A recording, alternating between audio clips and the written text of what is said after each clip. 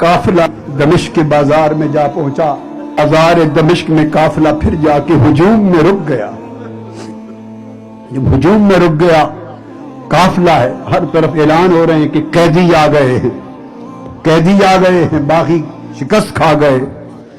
ایک جگہ رکا ہے، چھت پر ایک خاتون بیٹھی، اس نے دیکھا کہ قیدیوں کا قافلہ ہے اور رکا ہوا ہے، بھوکے ہوں گے، پیاسے ہوں گے، بچے شہزادیاں۔ اس خاتون نے گھر میں جو کچھ تھا کھانے کا بھیجا، قافلے میں تقسیم کیا، کپڑے تھے چادریں بھیج دی، لباس بھیج دیے، کھانا بھیج دیا، کھجوریں بھیج دی، قیدی سمجھ کر تقسیم کرتی رہی۔ سیدہ زینب نے کہا اس خاتون سے پوچھو، خاتون کون ہو؟ اتنی محبت اور شفقت کرنے والی، یہاں تو ہمیں کسی نے سلام بھی نہیں کیا، تو کون ہے؟ اس خاتون نے کہا میں آپ کو تو نہیں جانتی، میں نے تو دیکھا کہ قیدی ہیں، بچے ہیں، بھوکے ہوں گے، پیاسے ہوں گے، تو قیدیوں کو کھلانا بڑا اجر ہے، میں نے تو قیدی سمجھ کے کھلایا پلایا، خدمت کی ہے قیدی سمجھ کر۔ سیدہ زینب خاموش ہو گئی، ایک ہی بات پوچھی، خاتون اچھا اللہ تیرا بھلا کرے، بتا صلہ کیا چاہتی ہے، بتا دے صلہ کیا چاہتی ہے اور تو ہے کون؟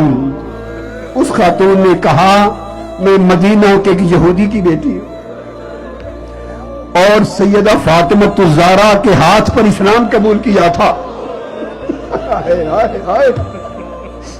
اور اس دن سے میں خاتون جنت سیدہ فاطمہ الزہرا کی نوکرانی ہو گئی تھی، ان کی کنیز ہو گئی تھی، ان کی کنیز تھی اور میں حسین اور زینب کو گود میں کھلاتی تھی۔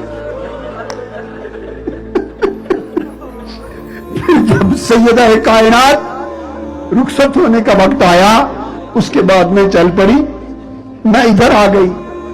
وہ دور آج تک بیٹھی ہوں، مدینہ جانا پھر نصیب نہیں ہوا۔ اگر صلہ میری اس نیکی کا پوچھتی ہیں تو میری ایک ہی دعا ہے، بس وہ میرا کام کر دے۔ بی بی نے پوچھا بتاؤ، اس نے کہا تب سے آج تک میں نے حسین اور زینب کو نہیں دیکھا، بس اس کا اتنا اجر دے دے، دعا کر دے کہ میں حسین کو دیکھ لوں، میں زینب کو دیکھ لوں۔ سیدہ زینب نے کہا کہ وہ زینب میں ہوں، یہ حسین ہونے سے